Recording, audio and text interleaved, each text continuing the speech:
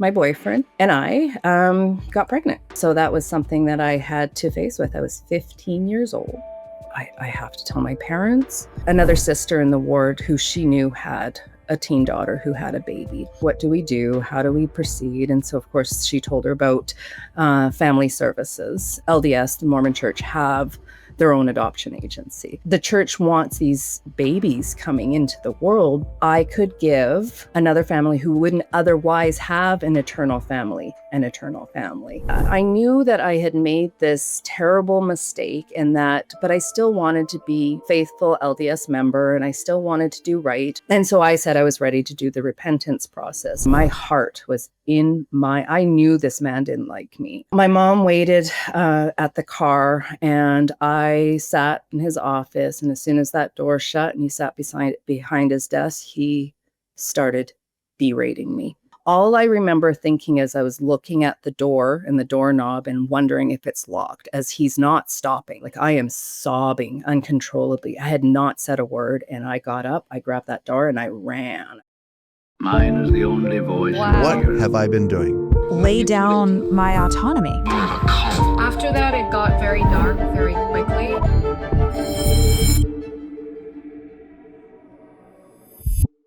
Hey, my name is Shalise Ansola, and this is Cults to Consciousness, where we discuss leaving high demand religions or organizations and finding healing and independence through awareness and true individual sovereignty. If you're only listening on those podcast apps, come on over to YouTube instead at Cults to Consciousness, where you can join in on the conversation. You can become an advocate to our guests who are bravely coming on and sharing their stories, and it means so much to us and to them. Also, when you leave those words of encouragement, boost the algorithm, just helps everybody all around. So today's guest, she actually left a comment, and that's why she's here, because we did a live covering General Conference from the Church of Jesus Christ of Latter-day Saints, the church that I grew up in, the mainstream Mormon church.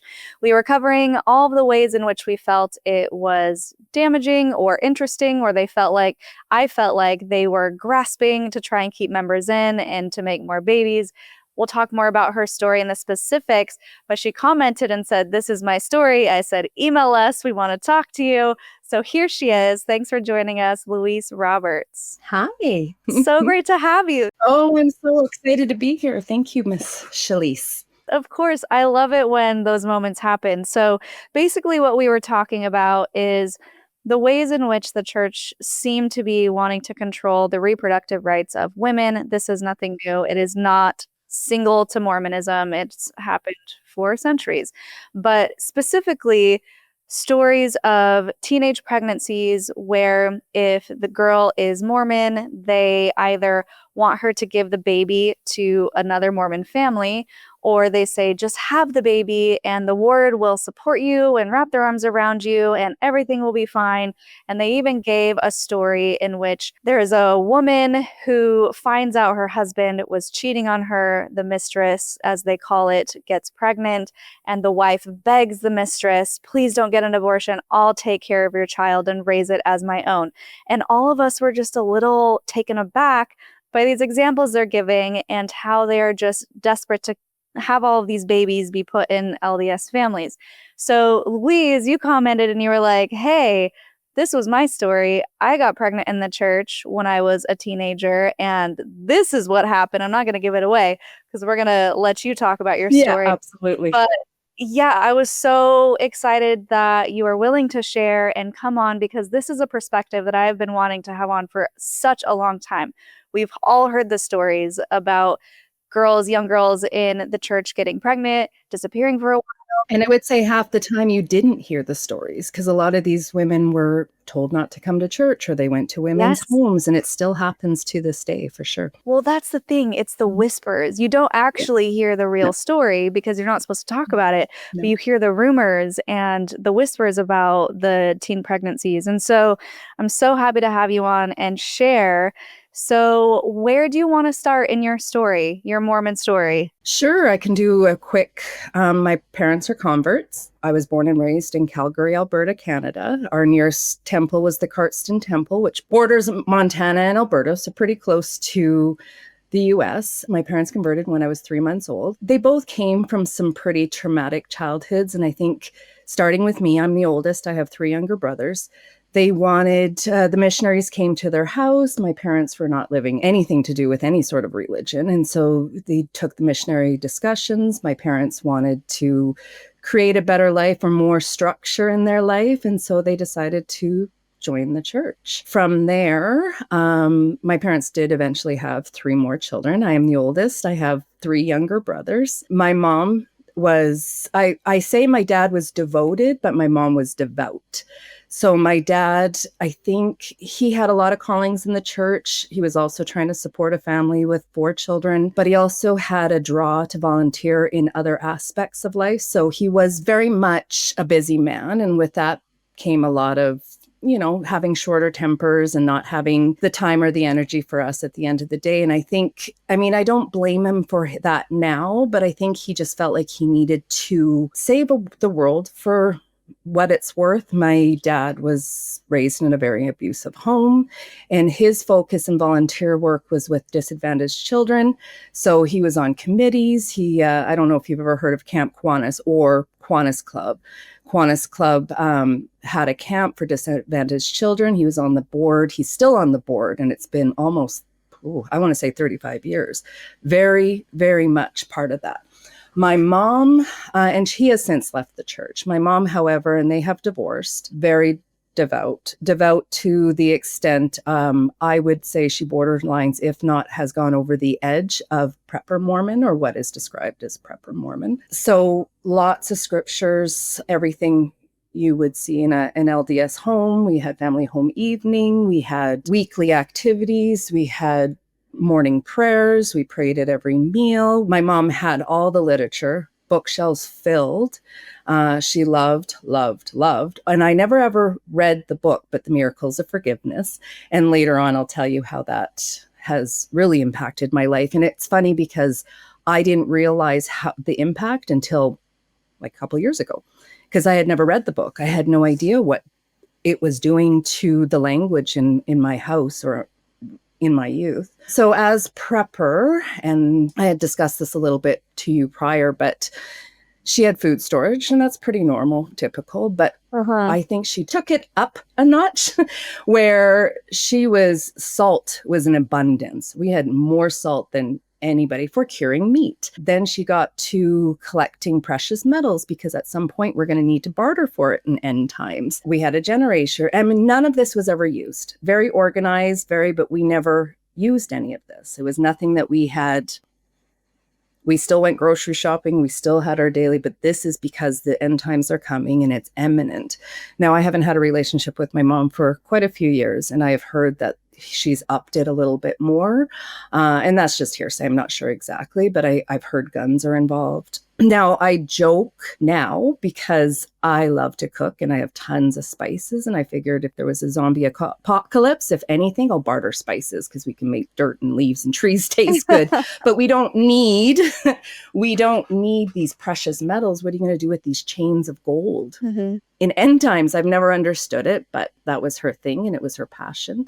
She also was really into her 72-hour emergency kits that we kept at the front door if there was ever. And I mean, these are good things. We should always have some sort of emergency kit with a credit card and some, 72 hours worth of food and emergency money and all that stuff. I do believe in that. And I appreciate that aspect of how I was raised. But other than that, I feel like the hordes, we were always collecting containers for rice. We were always anytime we were at a grocery store, it's like, oh, do you have an ice cream parlor or anywhere that we can get big containers of food? We had a big cannery, or we do have a big cannery in our city. She was there all the time, canning food. So it was a big part of our upbringing, is how prepared we were for the end times and the imminent that it was going to be soon. Well, I want people to realize that this is because of what the church talks about. Some people take it more seriously than others, but if you look at the early prophets' teachings, Joseph Smith was like, this is the last dispensation. You are the chosen generation. Yeah. Jesus is about to come, so you better get ready. And then every generation since, you are the last generation. You are the chosen generation. And they really hit home the millennium coming and everything going up in flames and the Mormons being lifted off the earth. It really is an apocalyptic church, even though they don't focus on it so much anymore. But it's totally reasonable that some people would take it to the extreme because of the extent of which they were preaching it in the early days. Absolutely. I feel like I know more about that aspect, or I grew to learn more of that aspect than I did anything else of the doctrine, is that the end days are coming and we need to be prepared. That's all I remember as a child. Yeah. It's definitely scary, especially as a child when you're like, oh, wow, we're going to have to survive off of this food. I remember we had a huge storage in our basement with all the canned goods. And my mom would get so annoyed. She's like, oh, let's go get some of those flaked potatoes. We're just going to dive into them because they're just sitting there going back. Powdered milk or anything like that. But I think that was the difference. We never touched it, which made no sense to me. Like it was there for the end times. Yeah. We still went grocery shopping. We still had, normal things that you have at your house, but then, it's just the extra things. I remember like her opening up a can of dried apples, like, nothing exciting, nothing crazy, but lots of salt, a generator that was never used. And I don't think they're cheap. And like we had toothpaste down there. We had all the things that we would need if we had to survive 2 years in the end times. I really still to this day do not understand it. I do understand, like I have 5 children and they're all raised and gone. I do understand having storage and having a deep freeze and having extra food, but we circulated, we used it. It was it wasn't for any sort of apocalyptic, end time situation. It was for our use. So yeah, it was interesting for sure. So a very strict Mormon family, to say the least, like you mentioned, doing all the things. I would say more so on my mother's part. Okay. I would say she bordered fanatical, but I also think that she may have had other mental issues that might have contributed to that. So scrupulosity for sure. Yeah. But I think there might have been more than that we were dealing with our mother. Yeah. Okay. What was the Mormon population like where you were at? Did you know a lot of other Mormons? Yeah, like I feel like, Cardston where the temple was, and now Calgary has its own temple, but Cardston, it's mostly LDS families. But here in the city, like we had so many stakes, we had so many wards. Like it wasn't, I don't believe it's probably anything like Utah. And you know what? When I was a child, I knew Utah was kind of the headquarters. That's where the first presidency was. But I didn't know to the extent the population of Mormons. I thought it was probably similar to where I lived because we live in a big city. Calgary's a big city. I wouldn't say like in my classroom at any given time growing up in school, maybe 1 or 2 LDS kids, but I didn't feel like I was by myself by any means. Yeah. But it wasn't a full class of kids either that were LDS. So. Okay. It definitely changes the experience, in my opinion, having lived in multiple states as a Mormon. For me, it was the more populated with Mormons, the more lax people kind of were on the rules because no one's trying to be an example. No one's asking you questions. You just kind of go along with it. And then exactly, yeah. In the smaller populations, like you better be an example. You better follow the rules. You better convert people. And that was very much how my mom lived life. Like there's a crazy story. And obviously there's so much stories to do with my mom in order for her to be able to, promote the faith and be able to encourage people to become LDS. But we had somebody doing like maybe a carpet cleaner or somebody doing service work in our house. And she probably, like she did everybody, gave a Book of Mormon to this guy. And so this guy they found out the police had arrested him and he had been stealing from people's homes. And one of the things he had stolen was the Book of Mormon. And my mom's like, oh, no. I gave him that Book of Mormon. And so the police officer says, great, that's the only thing he's going to be going to jail with is that Book of Mormon. And she was, that story has been told so many times, but she was over the moon thinking, okay, she did a good deed. And you know what? She might have.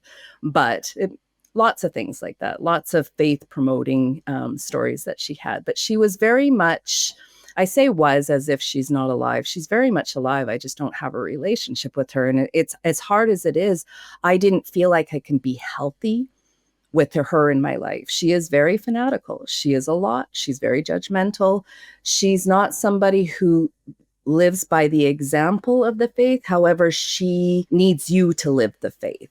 And if you're not living the faith, then you're really nothing to her, in my opinion. That's how I felt, at least. So Yeah.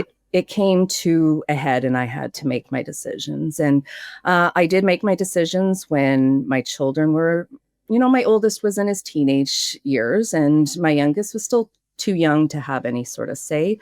But I let them have a relationship how they chose to have it. And by one, she pretty much did the same thing, punishing me through them with little things. And they all decided that, you know what, Mom was right. She's not healthy to be around. And I never said anything ill about her. I told them I loved her. There was a lot of great things about my mom. But, in order to be healthy in my life and be a good mom and be a good wife, I had to make some decisions, and some really tough decisions. Yeah. That's so hard. But ultimately, It it's so great to set boundaries for your own mental health and for your kids. Absolutely. So let's go back and let's talk about any standout childhood memories within the church or not in the church that were really defining for you. So early on, did you ever watch the movie? It was 1978. It was by LDS Productions, called The Bridge. I didn't, no, which surprises me because I feel like I watched all the Mormon movies. Don't watch it. Don't. It's 10 minutes long, and it traumatized me to this day. And it's basically a story, and there's no words, nobody's speaking. It's, like I said, it's 10 minutes long. I think it's 11 minutes long. And it's just a beautiful day that the son and this dad is having in the meadows. They're playing. The son is about 5 years old, and he was also a bridge operator for trains. And so he had to start work, and he goes start work, and his mom was preparing a meal. I mean, I hope you see where this is going. His mom was preparing a meal and said, go get your dad. And so he's operating the bridge, and there's a train coming, and his 5-year-old son is walking across the bridge to get to the other side to where his dad was. But there was a train coming full of passengers. Dad had to make the ultimate decision to save the people. And then it ended. Traumatizing beyond. It's on YouTube. You can look it up. It's called The Bridge. And it was, there's lots of movies called The Bridge, but this is 1978 LDS production. So that was like my first real defining moment as a child, because I probably watched it at about that age. It scared What's the the lesson? What's the lesson here? Is that Jesus had sacrificed his only begotten son to save. Whoa, that's kind of a stretch, though. I mean, it's already a stretch for me with Jesus, but now we're telling adults, like, hey, it's cool. Do what you got to do. You're telling children that. And maybe adults would understand the message. Children don't understand that message. And that's who they were sharing this movie with. This is what I learned at primary. I was very young so that was my first scary defining moment in the church. But I mean, we had church every Sunday religiously, did daily prayers, like I said, family home evenings, corn busts. So we live in Alberta, and we're very famous, Tabor corn. I don't know if you've ever heard of it, but it's very famous. And so every fall after harvest, we'd have like a ward corn bust. We'd go to a local park. It was lots and lots of families, and we'd, boil corn. Husk and boil corn. We'd have other things, and it was a great time. And I mean, there are a lot of good memories within the church, especially as a youth, because you're young, and you're carefree. You're not really learning or looking at the doctor, and you don't really know. You have some fear things, like I remember my mom says, if the devil ever came to you, you can tell him in the name of Jesus Christ, you need to leave, those type things. Oh yeah. But other than that many times out loud. Oh my goodness. Anytime I was scared, in the name of Jesus Christ, I command you to leave. Exactly. So those type things, like those fear strategies that was there. Do you remember Saturday Warriors? Did you ever watch that? Are you kidding me? We had that thing on replay. We've talked about it before, and it's just like, oh geez. That's the one, Jimmy, don't forget your promise, right? That's right. But do you remember in that part, and going with what we're really going to be talking about, is what if that spiritual soul the parents didn't want to have that soul, and what if, and then I don't know if you remember this part, mom decides to have obviously is what they were saying.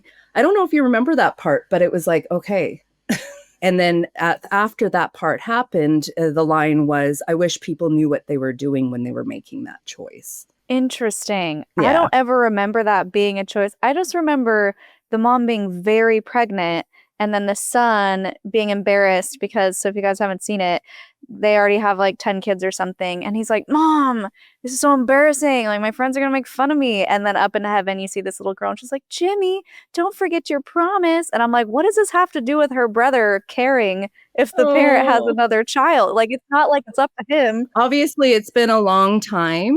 It's been a long time. So Jimmy has a twin sister, if you remember. Oh, that's right. Who died. Twin sister. And mom had a miscarriage after Jimmy had, so she was about to go down. And then the lady in heaven is like, no, I'm sorry, you can't go.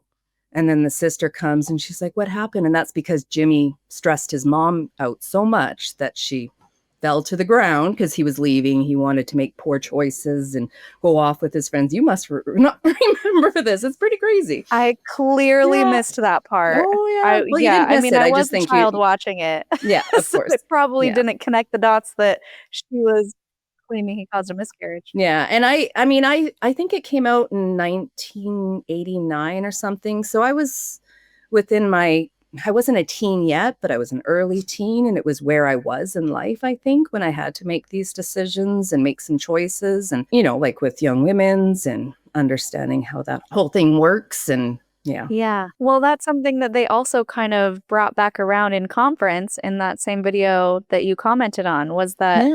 well, this young teenage girl should have this child because there are spirits in heaven waiting to be born to LDS families, and it's your duty to That's be right. that vessel, which was And very Saturday's Warriors. That was the message I was given. So if we're going to go there, Sure.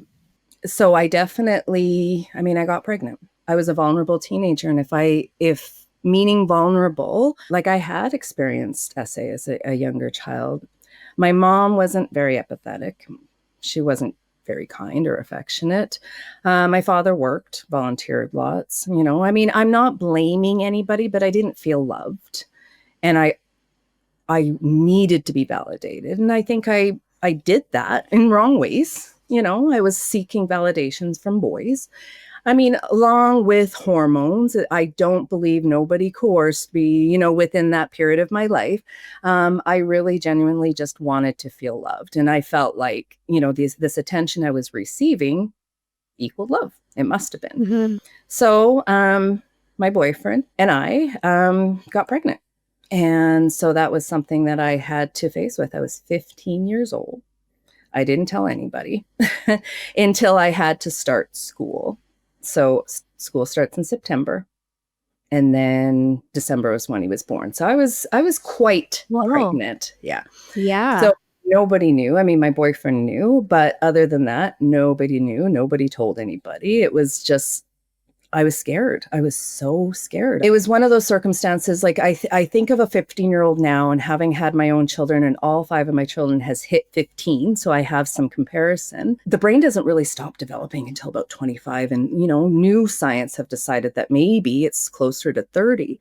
So at 15, your brain development is closer to a 5-year-old than it is to a fully developed adult. So how was I supposed to understand and know? I didn't have the tools. Abstinence was what I was preached to. I was never taught anything. So I didn't have access to internet at the time. So it's not like that I had available information. We had a family planning clinic downtown, which was in a shady part of downtown. So if you wanted to go there, you could. I never felt safe enough to go there, but we knew about it. But there wasn't a lot of information or accessibility to having that knowledge to know better, do better, make the choices that could have been safer or healthier. Didn't have that. I think having access to the internet and social media, I do believe has brought down the teen pregnancy rates quite a bit because they have access to information. They could Google anything, and I didn't have that. I was supposed to start school. I needed to have a plan. And so one day I just I have to tell my parents. And I did. And it was received fairly well. Obviously I was devastated, and I was, beyond, I was so emotional, and they had to they still saw their daughter, and I know my parents loved me. And so they, helped me through that moment. And then we had to look forward to what it's going to look like in the future. And so that night, and I think I had mentioned this, my mom went to another sister in the ward who she knew had a teen daughter who had a baby. And so she had gone to that to get some advice and, like, what do we do? How do we proceed? And so, of course, she told her about family services. And so LDS family services. So not even anything through the government. And so I was set up with a social worker. And so, but first I had to do some prenatal care. I had to register to a school for teen and parenting mothers. And I had to, start taking better care of myself now that it's out in the open and I'm pregnant and I'm 15. I had turned 16 just a couple months prior to that, but 16, newly 16 and pregnant. Started my prenatal care, got registered to an amazing school, Louise School. Shout out to them because they were awesome. And their counseling services was run by a church, but it was very non-denominational. Like, they didn't make it any sort of way, but at least I was getting approved counselors and social workers, and that's part of the program as well as learning. So you're doing school just like any other person going through high school, except you're pregnant or parenting. And so they work around that circumstance. What had happened is then I had to start meeting with the family services. I had a social worker come meet with myself and my parents first. And I had known prior to this that we would be discussing adoption. So I don't know if you want to explain this. I'm not sure exactly everything to do with it or if they even have it, but LDS, the Mormon Church, have their own adoption agency. I don't know if they still do, and I don't know if you're aware if they still do, but I'm sure. Then they did. And so the idea and the premise was I could give another family who wouldn't otherwise have an eternal family. And so going back to this lady who had a conversation with my mom the night that I had told her, and this is, I would say, a good month. And I mean, time is precious between September and December. Baby's coming. Yeah. And not only, and I mean, I knew this girl, I knew the sister, I knew her daughter. I had no idea that she had 2 children that she gave up for adoption with her boyfriend. And then she was at that time 18 and pregnant. No, she had her baby, and she was allowed to keep that baby. She ended up marrying this man. He converted to the church and they had 6 more children. So 2 of their children was given to another family to be eternal with, that they don't get to be eternal with. And that devastated me. That took adoption off the books. Now, abortion for me was never an option because of my mother. It would have never been an option. Never. And I mean, it's frustrating now. Not that I would have chose it, but I didn't have a choice. And I think that was the whole idea of our conversation, is that the church wants these babies coming into the world, but, sometimes circumstances doesn't necessarily mean that they should, or that, but they're there and they're going to support you and they're going to make you feel welcomed and and that was so not my case. It was so not my case. So family services came, had a social worker, first visit with my parents. She explained what she's there to do. And then we started meeting pretty regularly, but it was the pressure of giving my baby up for adoptions. What were some of the things she was saying to you? Well, she would bring me gifts. I remember, and I don't remember all the gifts, but I do remember the piggy bank. She brought me a piggy bank and she told me she put money in here. Now, it's a piggy bank, how much she could put in there. And I don't remember if I ever opened it or if I even kept it. But what, $5 in a piggy bank that you shake? And this is the start to my future if I can give, another family. I'm sorry. It feels like bribing a child. Bribing a child. I got money. This $5 is going to contribute to your future without your child. Does that sound good? No, none of that sound good. Nah. So it became very clear. And I don't know if she was educated as a social worker, but it became very clear that she was not there for anything but that purpose, is to, there was families that needed babies, and there wasn't enough babies to be given to these families. There's more, I would imagine, and I don't know the statistics, but I'm sure with fertility being an issue and some very good devout LDS girls, there is adoption agencies outside of the LDS faith, but this is for the LDS faith. So I'm sure there's a lot of families that are anticipating a baby, and she may have needed to have that pressure on for me for that reason. I don't know, but the pressure was too great. I told my dad, and my dad spoke to her and said, listen, like, if you're here for that reason and that reason only, then you don't need to be here. If you're here to support my daughter as a social worker, to have her go through this process because you're a professional, then great. And that was the last time I saw her. She stopped.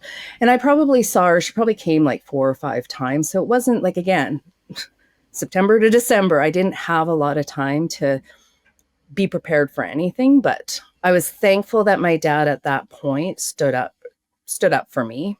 And I was also grateful that my parents were like, you know what, if you want to keep this baby, you can keep this baby. And I mean, at this point, I had started school, and I knew if I didn't have that choice to keep my baby, that I had resources. I was in a school that had ample resources if I needed to make that choice. And you know what? I did need to make that choice later on. Things did get harder at home and more toxic with my mom. So I did have to leave, and I did have to leave when my son was little. Yeah. So we're going to get to that. First, I want to talk about the actual ramifications when it comes to your Mormon part of your story. What happened when your bishop found out you were pregnant?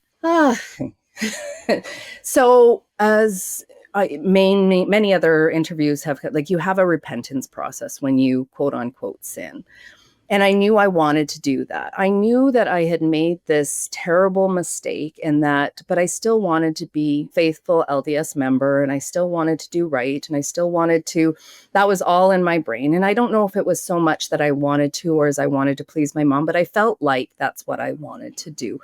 And so I said I was ready to do the repentance process. Now, we had a bishop who I knew very well. I knew his daughter since I was a young child. And like, we started nursery school, nursery at church, 2 or 3 years old. Like, I had been in her class up until this point.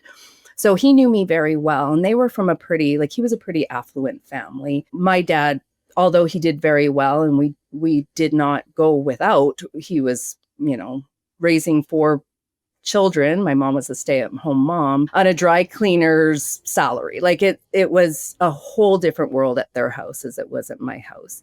And so he also had, I felt like their family in general, my friend I loved, but the family in general had an air of entitlement and better than you. And, and I felt that. I knew, certain things I wasn't invited to. I don't know if it was about that or if he didn't feel. But when I had started high school, I had already at that point done a year of seminary. I felt like for the majority of that time in my life, I was doing everything perfect. I was, doing everything I needed to do as an LDS girl. But one day in the first, I would say, month of high school, a Sunday, he called my parents into his office. And this is well before I was pregnant or even became pregnant, and said to my parents, I feel like your daughter's going down the wrong path. Based on what? I have no idea. Interviews, I did not share anything with him. I did not feel safe. You don't go to an interview with somebody, and if they're like, it's not for the lack of him trying to ask questions, but he didn't try to make me feel good or safe, or I just didn't answer any questions that I felt was of relevance to anything other than, straightforward, yes, I'm faithful. Yes, I do this. Yes, I do that. They brought him into the office, and his words to my parents, and my dad was taken back. I mean, these were a lot of little things that he had put on the shelf during this time. I mean, he's no longer a member now, but these are the little things. And I think that's why he was able to advocate for me a little bit more than my mom, who the bishop is. He's part of the mouthpiece to God. He's, like, we listen to him. He knows. So he said to my parents that, I think your daughter's going down a long path. And my parents were like shocked by this news. I was doing everything right. I was wearing clothes more modest than his daughters, in my opinion. So I was totally thrown back by this. And then he told them that I have spies, that's what he used. I have spies in her school that will be watching out and be reporting back to anything that they feel. And I'm thinking, you probably have girl spies. Girls tend to exaggerate. Girls love to gossip. And if I'm not hanging out with LDS girls, which I didn't, because I didn't feel any connection with that. Like the girls that I had in my class was at different schools. I was in a totally different school than these girls. So I hung out with, theater kids. I loved theater. I hung out with choir kids because I loved choir. Like I hung out with my husband in the courtyard because he loved to play hacky sack. Like I was a kid.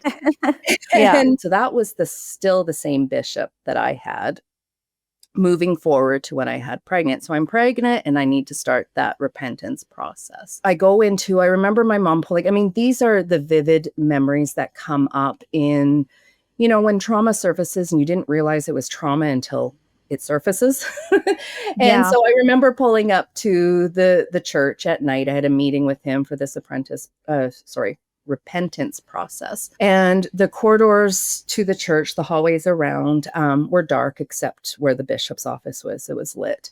And my heart was I knew this man didn't like me. I knew that he's probably justified in how he felt about me. Discernment or however you want to call it, he was calling something and I was there in fruition of him being right. So my mom waited at the car and I sat in his office, and as soon as that door shut and he sat behind his desk, he started berating me. He already knew you were pregnant. I'm pregnant. Because you were like 36 weeks, so you're showing. 36. Oh, I was very pregnant. Very pregnant. And on a small 16-year-old frame, I was very, very pregnant, and he was over 9 pounds. So I was very, very pregnant, right? So there was a doubt that I was vulnerable or in a sensitive state on a good day. But I was a 16-year-old. He's losing his mind on me. All I remember thinking as I was looking at the door and the doorknob and wondering if it's locked, as he's not stopping. He's just...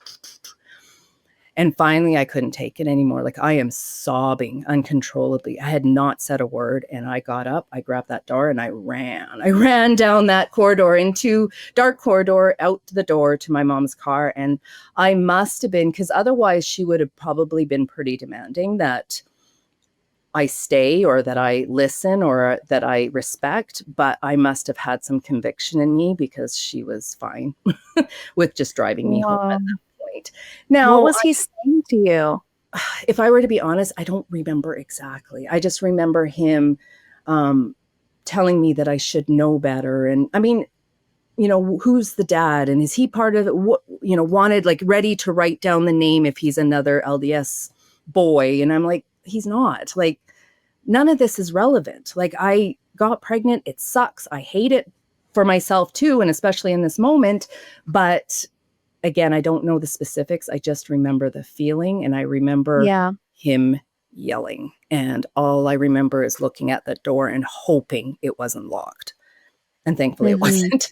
And I was able to get out of there. And I did. Like, total disrespect in a normal situation in a bishop's office. I did not. I just left. And I never looked back. Yeah, that was pretty brave of you to leave. Because, I've been in those situations where I'm getting screamed at for being a horrible person and this and that. And I cowered. I stood up for myself briefly, and then he pushed back. And then I'm like, you're right. And I was just so crushed. And that's me too. And I think that's most LDS girls. I don't recall a lot of girls my age that were anything but people pleasers. And following, what was told to us and what we needed to do to be examples. And like you had mentioned, like in a city or a place where there's not a whole lot of members, like we are there as the example, because there's nobody who's going to join the church if they don't see good examples of LDS youth or kids. Yeah. Also, to give a little more context, if people aren't familiar, premarital sex in the Mormon church is the sin next to murder. So I feel like in other churches, maybe, and you guys can correct me if I'm wrong, I feel like premarital sex is bad. And yes, it's like, don't do it, chastity only, stay a virgin. But calling it the sin next to murder is really extreme, especially as a child. If you do mess up, if your virginity is taken from you and it wasn't your choice, or it could be any scenario, the added level of guilt and shame is so crushing. And so I just want people to understand the magnitude of that. And maybe this is where we talk about the miracle of forgiveness and how that played a role. Absolutely. It's such a great segue. So my mom had said to me on repeat many, many times, and I don't know what I'm allowed to say on YouTube, but I will try. If you're ever in the position to, how did she word this? If you're ever in the position to be R word, asked to be murdered because your virtue is more valuable than your life. She said that to me a lot. Now, at this point in my life, I had been essayed and she didn't know about it. I hadn't told her, and I was far removed from it. It was when I was a younger child by somebody they had invited to stay at our home in the basement. My bed. I mean, if you're looking back, it was such a, my bedroom as a 5-year-old was in the basement, and that's where this other person was staying, whereas the rest of the family was upstairs. So opportunity was there. And I mean, it was a bad time for me, but I didn't share. And there was a lot of reasons why I didn't. And I mean, we all know how that could be a scary time, especially for a child, or things that are said that makes you be quiet, those type things. So in my mind, when my mom is telling me this, that it is better to be killed than, or, you'd rather be killed than lose your virtue or virginity, then I'm done. I'm as good as dead. Why worry about that? Why be concerned about it? If I'm in a position where I needed to make that choice, whether, I wanted to have sex with my boyfriend, or if I wanted to make out with him or anything like that, well, I'm good as dead anyways. And that's kind of where, that's my brain at 15 when I made some choices, that might have not always been the right choices, but they were choices. And again, that's part of the developing brain, and that's part of having choices and being able to have consequences so you can learn and grow from those choices. And so, miracle of forgiveness. I'm so sorry. What a horrible thing to say to a child. And that's also the danger of black and white thinking that the church puts on children is, well, this is a direct quote, by the way, by one of it was either a prophet or an apostle who said that. And I've read it on the show before. Was it Spencer W. Kimball who said that? Because he wrote the book. Spencer W. Kimball, and it wasn't his words exactly. So when I was later on absorbing all that I can, and I was learning about the miracle, because I didn't read it, I had no idea where she got that. I thought she made that up. You know what I mean? I thought, and when your mom tells you things, or when your mother has words, you listen, you believe she is all knowing, and you trust that she has the right words to say. Spencer W. Kimball, and that's who wrote the book, or Miracles of Forgiveness. She revered, she absolutely, anything she can read or any talks that she loves Spencer. And funny side note, she had told me my whole life that Yoda off of Star Wars was fashioned or characterized after Spencer W. Kimball. And I believed it. I believed it. And so I thought, and I love Star Wars, and my family loves Star Wars. My husband loves Star Wars. And I would tell them, this prophet, da, da, da. So when one day I remembered this and I looked it up, and no, it wasn't true. But surprise.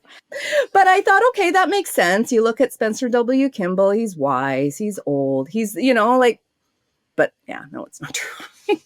No, I remember reading that quote because I think it was the episode we did with True Mormon Quotes, the guy who Brian runs the Instagram. I think that's where I learned. That's exactly where I learned it. I'm like, yeah. And I read it and I was shocked that I had belonged to a church where they're saying it is in the case, I think he said, in the case of assault, or he maybe even said, it is better for one to perish than to lose her virtue. Yeah, also, absolutely. It was her. It was gendered for women. It was that, shocking. But part of that was in that book, and I learned through the same quote, True Mormon Story, or Mormon Quotes in that book, something about missionaries coming back as good as in a coffin. Oh, that too. Yeah. That too. For the It's same. better for a missionary to come back in a coffin than to come back dishonored. Yeah. Yeah. Yeah. I mean, go back to the train story. They're pretty consistent, at least. Oh, 100%. Yeah, absolutely. Yikes. Yeah. Yeah. So this is another book too, and I haven't read it. It was given to me, and I was like, I'm not reading that. So glad I didn't. But this was a book that also says things like masturbation's going to make you gay. And if you're gay, that's basically the same as being a pedophile.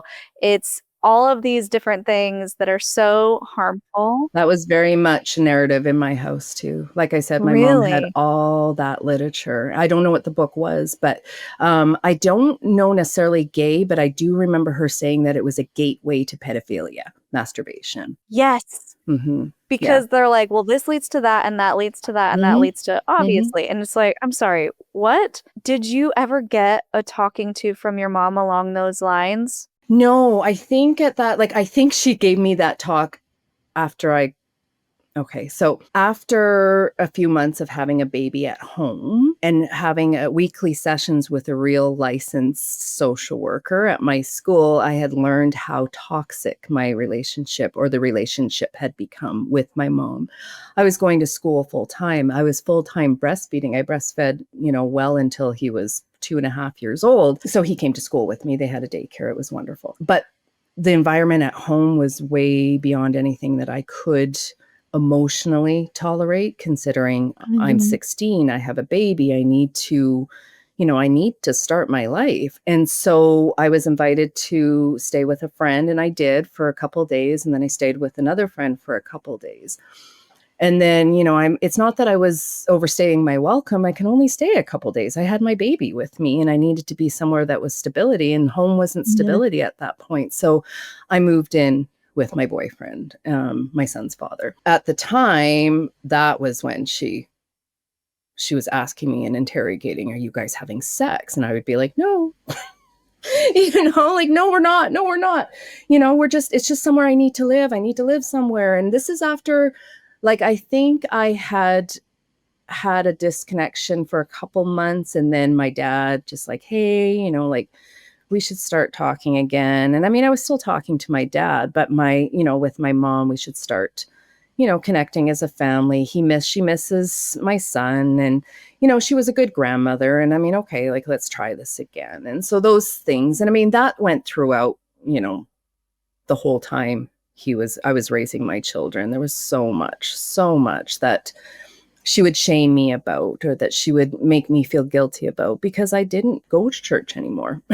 Maybe not necessarily a non-believing LDS member, but I never felt like I could go back to back to church. And that was the narrative. And again, the toxic behavior started surfacing with her again, and it just would not stop. Well, there's a good reason you didn't want to go to church, because you told me in the pre-call you were getting bounced around like crazy. So let's talk about how the church, they're saying the word will welcome you with open arms. And maybe that's true now. And I know it obviously depends on where you're at and the people in your ward, of course, situational. But let's talk about your situation and how they may or may not have welcomed you with open arms and a baby. Yeah, well, absolutely. So Bishop Roulette, you do have member roulette. So you do get some good members that are genuinely loving, no motives, no judgment. They just want you to be there for who you are. So I hadn't gone back to my ward or to my church during the repentance process and while I was pregnant.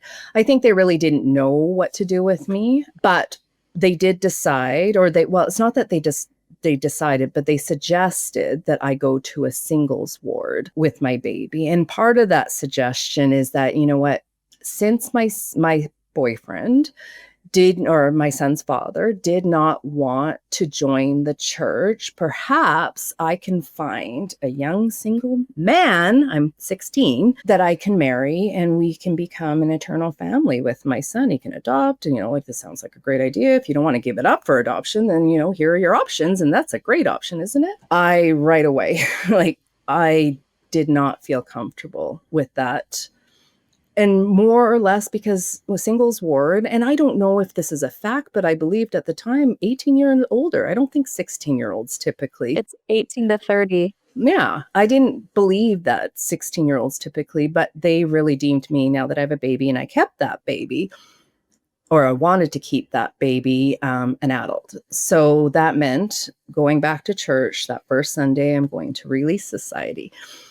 And so I'm fine. I'm with my mom. I understand it. So my first time back at church, I mean, I probably was a shock to many. I know the word got around, and I would say I was welcomed more with condescending remarks or questions, or, bold questions like asking about my baby's dad and where he is. Like, these are things that we don't typically ask people. And then just condescending remarks. I didn't feel good, but you know what? In my brain at the time, I felt, most people who sin, we don't know about it. And this is 16-year-old mindset, but I remember thinking this, that my sin is practically tattooed on my forehead because my baby is here. I can't hide from it. So what do I need to do? I need to be proud. And so I did. I, raised my head. I acted like I needed to be there and I wanted to be there. And I have a right way of being. I'm rightfully deserved to be here. So I went to Relief Society, and the first meeting was very interesting. Now, I knew that the Relief Society president did probably the most scoffing at me, the most condescending, the most, like, I felt it the strongest from her. And that lesson was about giving the gift of eternal family to another family. It was about adoption? It was about adoption. Yeah. So there was one person that got up and gave a testimony. They had adopted. It was scriptures. It was a film that had a bunch of testimonies of giving up baby for adoption, what LDS Family Services was about, the adoption agency, and then stories of testimony of giving their babies to other families. It was a film, like nobody else in the room. It was film. It was dark.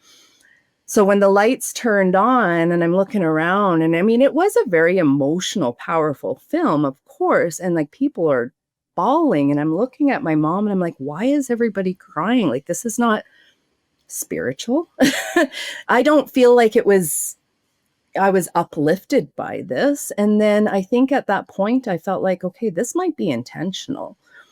And so I just picked up my baby, and because he was sitting in a little carrier, and went to the nursing room and just sat there for the rest of the time. I never went back. Wow. I never went back. Talk about manipulative. So also, for those who aren't familiar, Relief Society is for adult women, married adult women. So unless you're in the singles ward, then Relief Society is basically just, they're unmarried singles. But for a 16-year-old to be in Relief Society, it's super weird and uncommon. And so the fact that you're in there, you probably felt super awkward to begin with. But now they're directly pushing this lesson into your face about give up your baby, give up your baby. And let me be clear, I'm not against adoption. I'm sure there are beautiful stories. The point is, we're trying to convey the control, manipulation, coercion to a 16-year-old who has been very clear that she wants to keep her baby.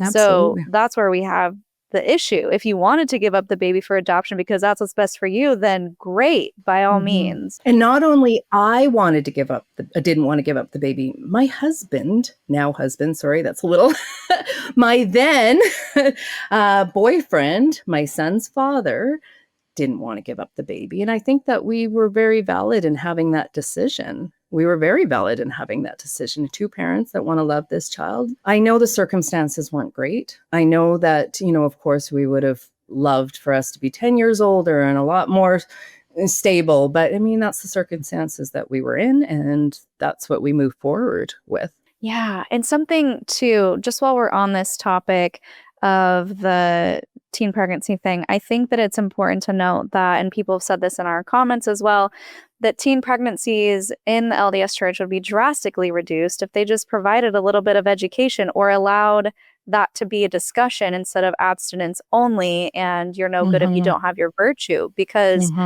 if girls knew about the window of time they could get pregnant, maybe they would abstain during that window.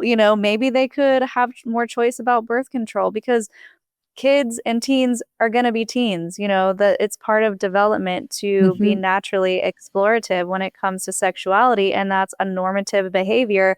So demonizing them into just being afraid is not the answer. We need to help them understand their own bodies and help them understand the options and the dangers and the risks, but the full spectrum. And so I feel like that's also something that needs to be talked about, is instead of just hoping they don't get pregnant and then giving away their babies, let's talk about prevention a little bit. Yeah. I mean, I had zero education. I mean, the little bit of family planning that you might have in elementary school, but it's more so around reproduction, like periods and how to treat period cramps and what happens when you bleed. Like, there was no real discussion on birth control, or, I mean, there was and there wasn't. Here are condoms. If you want to go to the office and ask for them, you can. And that was the high school level. But, when you're a teenager and you're invincible and your brain hasn't developed, you're going to make choices. Your prefrontal cortex is not developed and probably won't for another 10 years.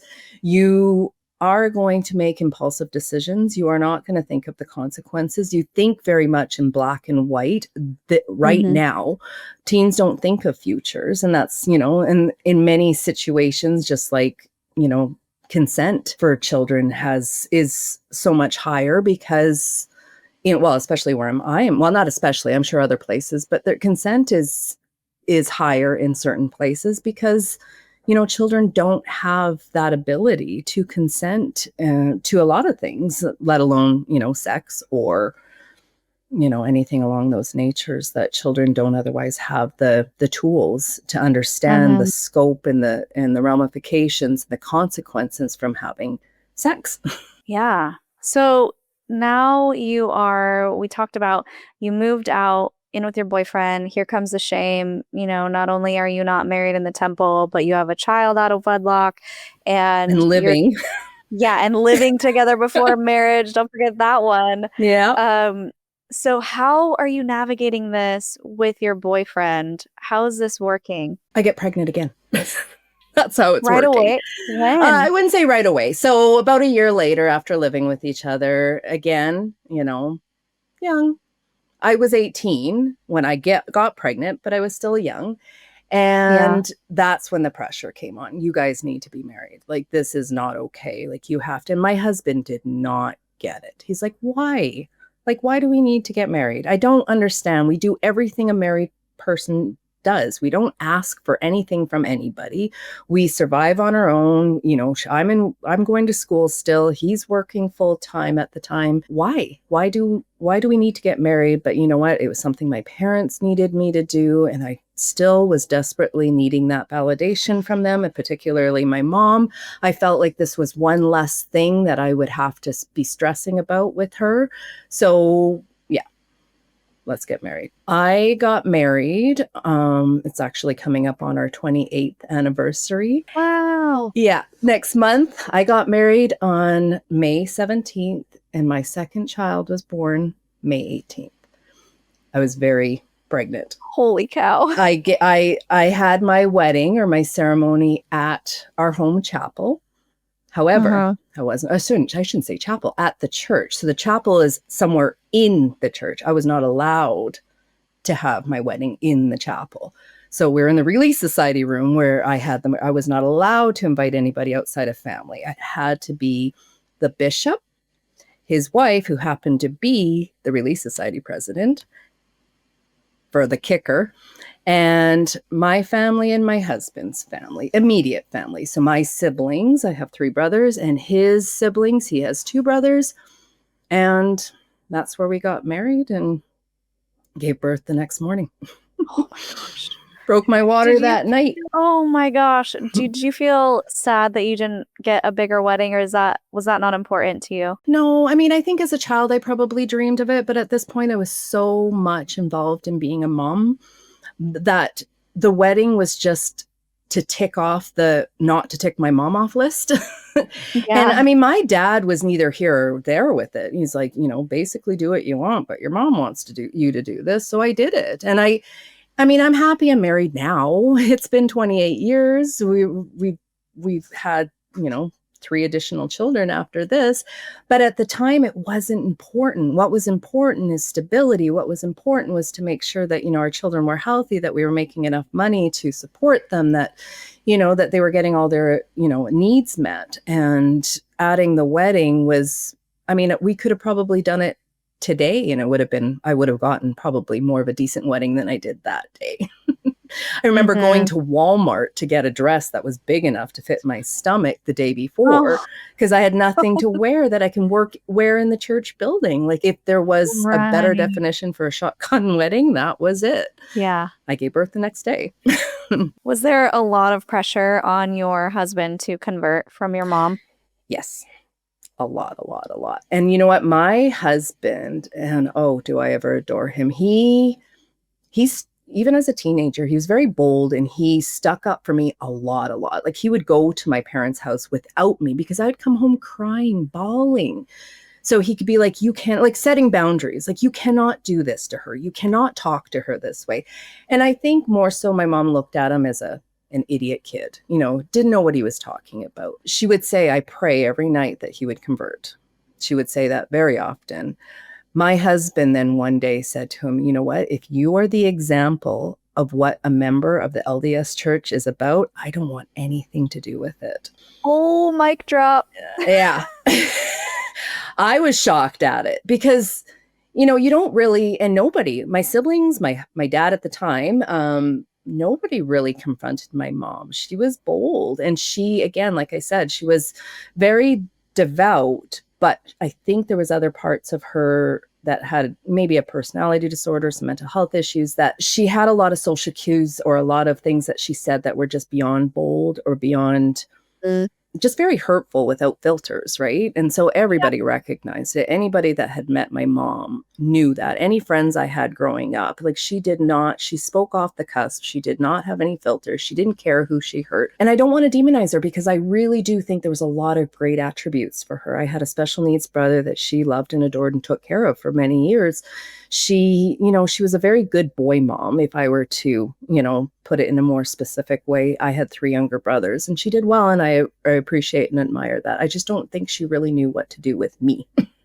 And then my husband, like, my dad, every time he comes over, and I do see him, just tells me how much he admires Steve and what he went through. And bless my dad's heart. Like, I get where he's coming from when he says that. It's not that it was a challenge to be in our family. It really, really was. My in-laws saw it. Everybody saw it. And I had really good in-laws, thankfully. I had a really great, she has since passed a couple years ago, my mother-in-law, who really understood the LDS faith because she lived with an LDS family, even though she was raised Catholic. And my mom, in her eyes, was beyond anything she's ever has come across, because typically we're known, or LDS members are known for being good people and, soft-spoken and happy. And so my mother's judgment was very in your face. She's judging you. You could be sitting next to her and having a drink and not be a Mormon, and she would have something to say about it. That was just her personality. Yeah, she didn't mask. No. And I feel like that's part of it too. And I know I did it as a Mormon. You very much put on the happy, smiley, shiny mask, and then you gossip about the other people behind their back. We're like, oh my gosh, I can't believe she was wearing a tank top type of stuff. Like, things that don't even matter. Very much like that. Very much. And Yeah. you know what? That's something, as when I started disconnecting with my mom, I didn't realize how much we bonded over gossip. We bonded over talking bad about people, and not just in the church, like in public. Did you see her wear that? Did you see her stomach hanging out? Did you see, those type things? And even like immediate family, did you this? Did you that? And then I realized, because at the time that I made that decision, I realized I attracted people like my mom, like friendships like my mom. And so when I made that decision to be healthy, I disconnected 2-3 other people in the same breath, because I came to a head. I couldn't do it anymore. It's like, I don't want to be toxic. I don't want to have this air of better than them. I wanted to feel peace, and I wanted to not judge people by anything but their character, not what they did, how they lived, what they drank, if they drank coffee. Like, there was a time, I'm married, 5 kids, and my mom needed me to pick her up. And I had all 5 children. I'm married. I'm successfully married. We own a home. We own cars, like all the things that you would have in life that you should be, have your mom proud. But I drank coffee. I did. I drank coffee. Loved my Tim Hortons. So I went to pick her up. She had gotten some car work done. And as I'm driving to the car place, I'm looking down. I'm like, holy crap, my coffee's here. And so I pulled over, I put it in the very back because I just bought it. I didn't want to lose any of it. So it was a minivan. So it was in the very back in a cup holder. And she gets in the car and she looks around. She starts smelling and she looks around and she gets to the back and she's like, is that coffee back there? Well, what am I going to say? Well, yeah. And she's like, when did you start drinking coffee? And I'm like, I'm like this. Yeah, just a lot of little stories. I mean, that was a little one, the big or the breaker, the ultimate story with her. And I don't want this all to be about my mom, but this is the indoctrination of that she was indoctrinated with. She had gotten into my emails, me, a mom, 5 kids, married. And in her going through my emails and trying to find something she can berate me on or judge me over. At the time, my brother-in-law, he was traveling for work and he was young and he's very close to my children. So he would do like back and forth diaries, like through email, right? Like I'm in Laos and I'm, the people really here, that type thing. And so one of the things I said was my mom abandoned my brother for Easter. So he's going to come to your parents' house for Easter with me. My brother was in university. The words didn't sit right with her. I used the word abandon and she went on holidays and left the university kid home alone. I used the poor choice of words, but then of course she used it as to weaponize. So out of all the emails she could have possibly read, and I'm sure she went through a lot, that's what she picked up the phone and decided to berate me over. And I was like, that was my camel, the straw that broke the camel's back. I'm like, I can never. You went into my emails. I couldn't, I can't get away from this. And that was my deciding factor, that I can't be healthy with you in my life. I just can't. And it's just, she's always trying to find ways that I'm not doing good, or that I'm, or I'm a bad mother, or that I'm not, your mom, of course your mom would let you watch that. She's, that type thing. It's like, you can't do that to my kids. They have to see me as their mother, not you as their dictator, that type thing. Right. So yeah, it was hard. Yeah. It was one of the hardest because there was a lot of aspects, like I said, that I do love about my mom, but it just got to a point I couldn't. It was too unhealthy. And it was all under the, the doctrine and how she lived and how she wanted. It had nothing to do with her as a person. It had nothing to do. It was because she was so pressed to be perfect, in my opinion, that she just wanted me to be perfect too. And I just could never live up to that. So unfortunately, that's just how it fell.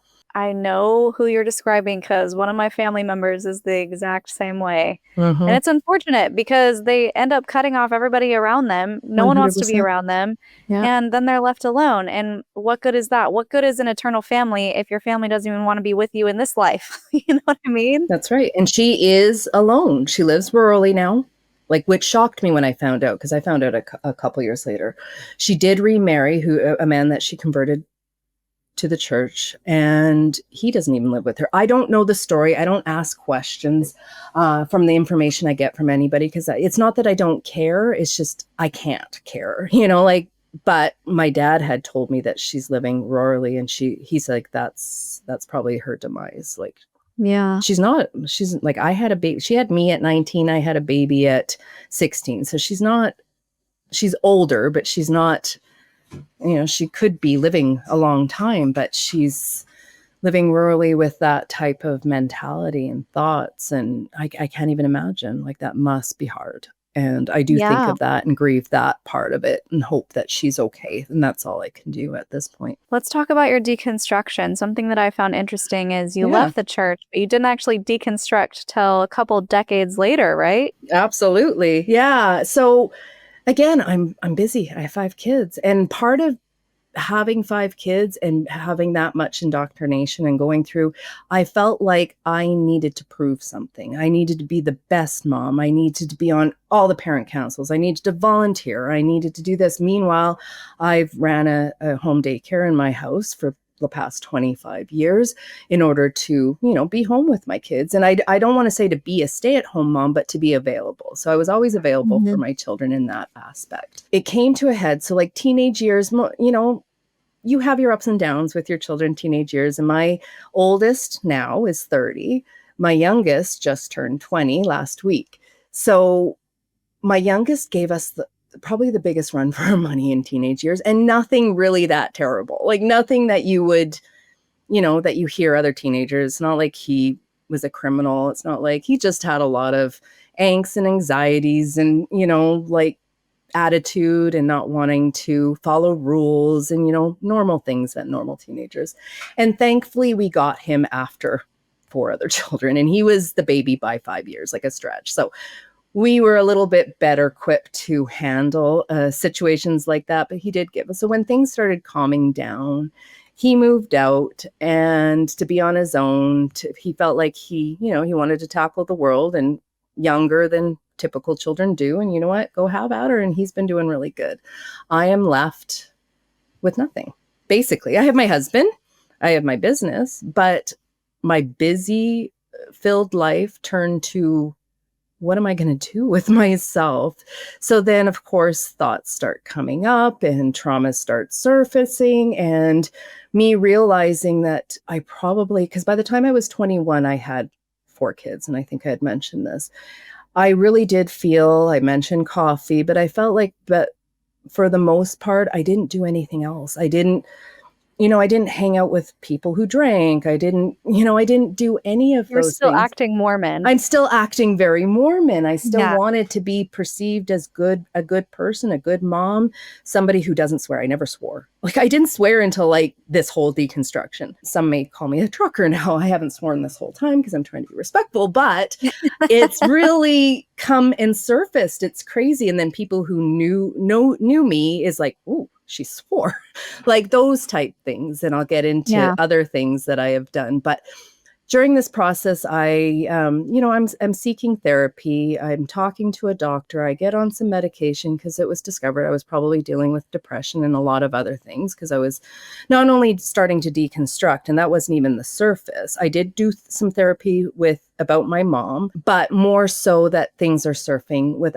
like my essay that I had experienced as a child. That's when I started watching Mormon stories and cults to consciousness and other things. So I can now I get to focus on me and understanding where the doctrine came from. I, at this point, up until a couple of years ago, had no idea Joseph Smith had plural wives. I was told that Brigham Young had plural wives that he didn't have children with. He was just taking on widow families so that, because he had the money and he had the stature and he had the means to support them. And I believed it. And so then that's when the truth claims and reading all of that and just feeling like it hit me like a ton of bricks. So I set up a craft room. I started my own little crafting thing I got into by accident. I found a supplier that had leather that they were going to throw out, and it was just recycled leather from furniture. And I'm like, oh, well, I'll take that. And I started making earrings. So my first year, it was basically a healing journey. Had no intentions with these earrings, was watching and listening and devouring everything. I feel like I know more about Mormonism than I ever did my whole life. I don't think I knew even a fraction. And then all the toxic things that have come, all the things that we didn't know, how horrible of a man Joseph Smith was. And it was awful. It was awful. And so a lot of tears were shed, a lot of things were learned.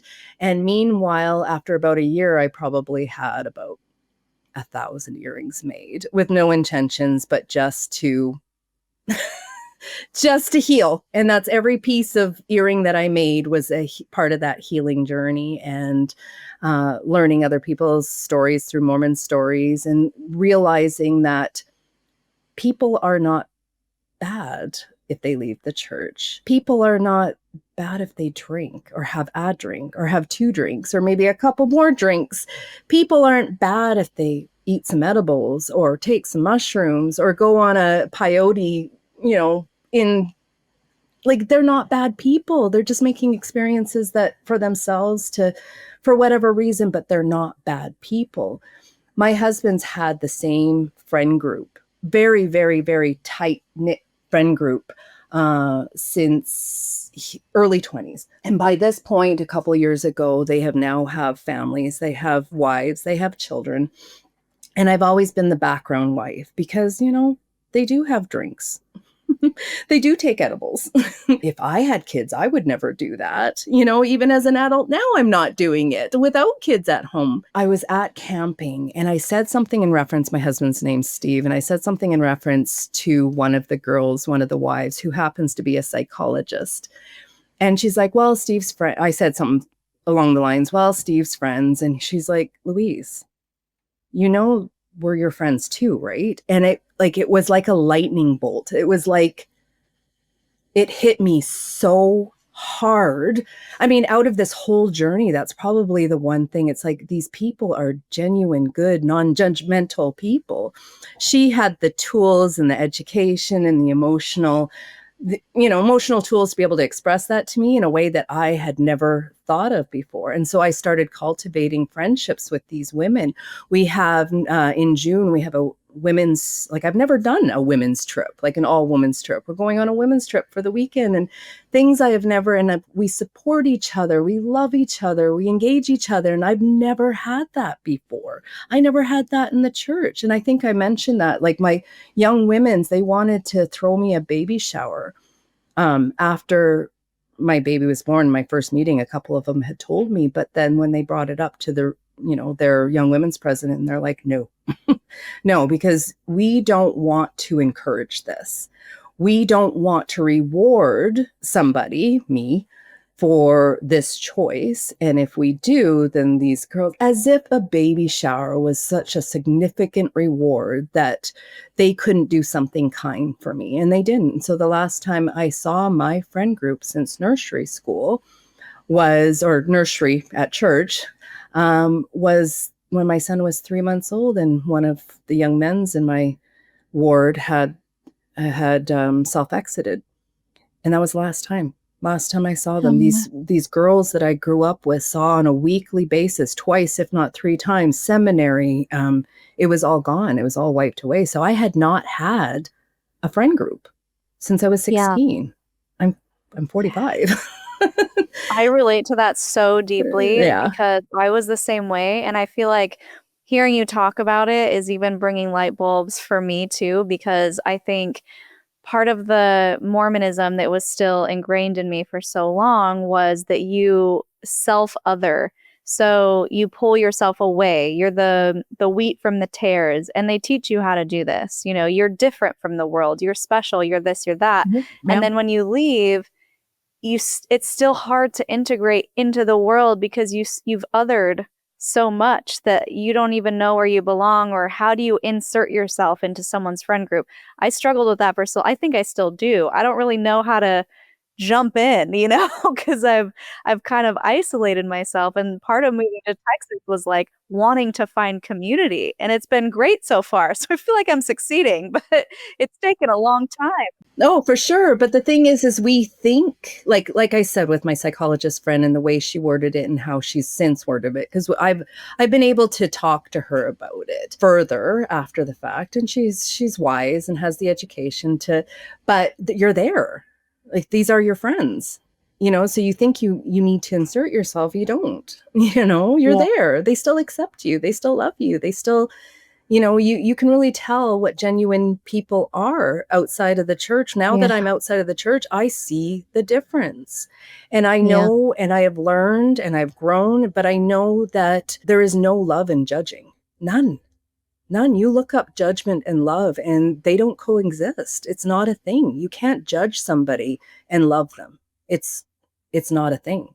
It's not a thing. Yeah. And so learning that, and then having this friend group that come from so many different backgrounds. Nobody was raised in any sort of denomination as harsh as Mormonism, but everybody knows a Mormon or has had experience with somebody in the church and, gets it to a surface level degree, but they're starting to understand why I held back for so long, why I never came to these things, why, camping. I love camping now. Not that I didn't love camping before, but we have a camping group of friends. We go camping every summer now.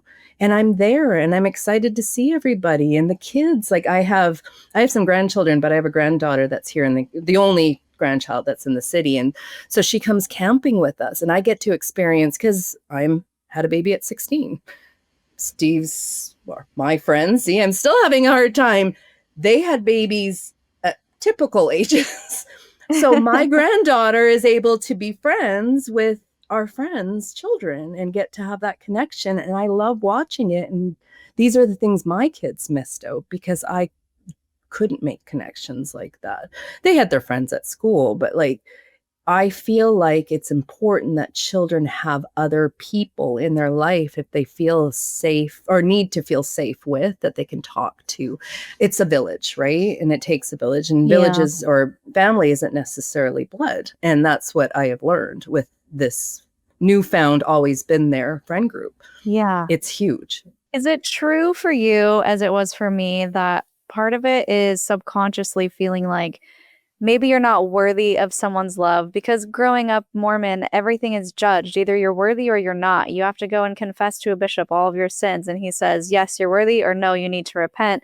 And so you learn that love is very conditional in ways. Mm-hmm. And I feel like that was this, even with the Mormon people, right? If someone leaves, they're no longer worthy of your love because they're an apostate. They're led by Satan. You can't talk to them anymore. That's right. And so I feel like moving out of that space, you really have to rewire your brain to understand that you're worthy of accepting love. And so even if you're in this friend group, maybe subconsciously you're like, I don't know if I should be here. Do they love me? Do I have a space here? 100%. Exactly. Yeah. It wasn't until, like I said, until I think she recognized it. And again, she's a psychologist. She has the tools to recognize these things. And she grabbed my hand. And I think, I never explained this to her before. I didn't have the words to articulate it. And she's like, Louise, these are your friends too, right? Because I said Steve's friends in front of all these people. We're your friends too. And that, it hit me. I want to say it blindsided me. It was something I never even recognized as a thing. I just happened to be there that one time, and it was nice that they invited me, but I was always allowed to be there. I just chose most times not to, because I didn't feel the worthiness, but also I felt like, okay, they're making choices that, I don't want them to judge me for my choices. I don't know. It's very strange. And that's, again, the indoctrination. And a lot of it, I have that internal dialogue that, and I feel, I still have it to a degree, but I feel like in the last few years, as I have tried to deconstruct and really start to learn the harms the church has caused, not just by their doctrine, but these little stories, my story, just stories throughout, and Mormon stories I love, the queer community, abortion, things that have really shook people's faith. My essay and my dad going to the bishop, and the bishop, and I'm sure it's the same to this day, is like, oh, no. He, don't go to the police. We'll handle it. He'll repent. We'll be good. And again, I think my dad says that was one of his biggest regrets, is that he felt like that's what he needed to do, but didn't. Yeah. And so the bishop says, basically I handled it and he's repented and we're good. And so we were good. Now, I don't really want to go into a lot of depth with this, but my dad, so I had 2 SA experiences, except the first one, I don't recall. My dad happened upon it. And it was in the basement of the church cannery, Oh the my church cannery. So gosh. my dad, of course, in a shock and, like went to the bishop and it's like, this is what happened. And, what should we do? And the bishop, I only learned this past summer. And my dad's Oh, like, I thought you remembered. And I'm like, I didn't. So it just oh, surfaced a lot more stuff, right? And so he's like, yeah. but that was if there was a number one regret while in the church, I would have chose to do that. Go to the police, not even talk to the bishop. But I mean, Mhm. I do That's what you're supposed to get, do. yeah, yeah, no, I get it. And I do get where he was coming from. And he really wanted to secure a good, stable life because he ran away from home when he was 14 years old. He hitchhiked, like he was very severely abused. He hitchhiked Wow. from Eastern Canada all the way to Alberta, and that's where he established himself. Eventually, like it took him, like I think a year and a half to hitchhike from one end of the country to the other, and then he established himself here and put in some roots and met my mom, and then the rest was history, right? So, and then my mom, same thing. She came from Eastern Canada, different area, but she was the youngest of 11 by a stretch. She had a sibling that passed away prior to her. And there was a few, like my grandmother did all home births. She was isolated. She was illiterate. She was living in a English community as an only French speaking woman. And my grandfather apparently was not a nice man. And so he isolated her. And I mean, that was back then. And of course, my mom was a part of privy and she left home again, 15 years old, and probably trauma bonded with my dad when they got together. And then they have the missionaries, these cute, sweet, I have pictures if you want me to share them, cute, sweet missionaries who came into their life. They both were smoking cigarettes at the time. And the first thing they did is they took out 2 cigarettes and they wrote one name, my mom, one name, my dad, and says, you can smoke this today, tomorrow, next week, next month, next year, whatever you want to do. These are your last 2 smokes. So my mom smoked both of them. And then that was it.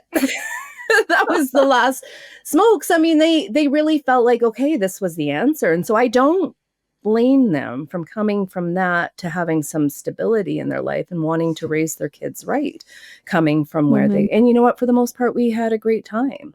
I don't have a relationship with my brothers, not for the lack of not wanting to. It's just we're in different places in our lives. None of them are LDS. They have all left. One just had a baby. So, I mean, we're in totally different places in our life. One has a child that's 5 years old. One is autistic and living in a special home for him. He'll never have children. And then one who has like a baby, like a 1.5, 2-year-old. And so we just don't connect. Like it was the divide once my parents divorced. And that was over 20 years ago. I left home and that was about it, unfortunately. Wow. Yeah. So totally different place now. You're Mm-hmm. healing, going through the Absolutely. deconstruction, learning more Absolutely. about the church. Absolutely. So aside from your earring business, Mm-hmm. what brings you joy and peace? What lights you up? My grandchildren. Yeah.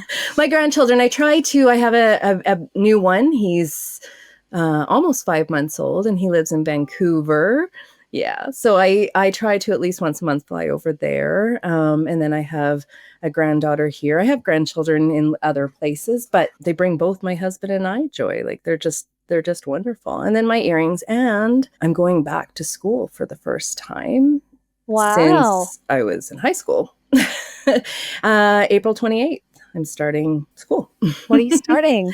So it's a duo diploma. It's a unit clerk and or medical office assistant. I've been with That's kids a great. long time. I love my job. But things are changing in my industry. So I'm like, and I've dealt with some health issues and I have arthritis. And I'm like, oh, I don't know how much Mhm. longer, even though I feel young, you know, I think I'm young still and I have lots of years left, but I think it might be time. I've done childcare for, I would say it not just 25 years, but since I was a child. My mom ran a day home my whole life.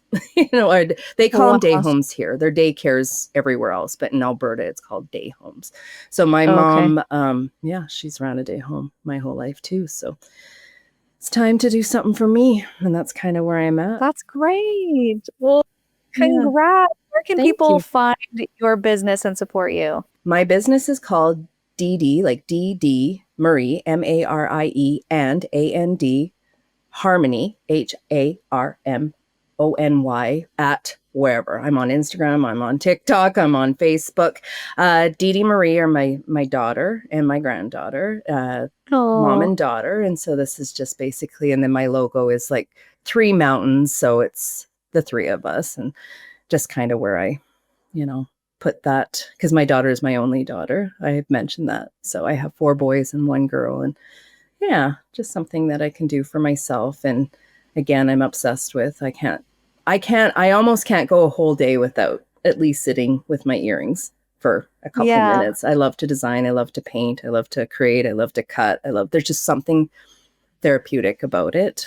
And I think we all Yeah. needed something. I mean, I think you have what you do and I have that, even though it doesn't really, I do markets and I have things online and even my Etsy account. But other than that, it's more for healing, less for income. It's just because I have Yeah. thousands now that, my husband's like, That's awesome. yeah.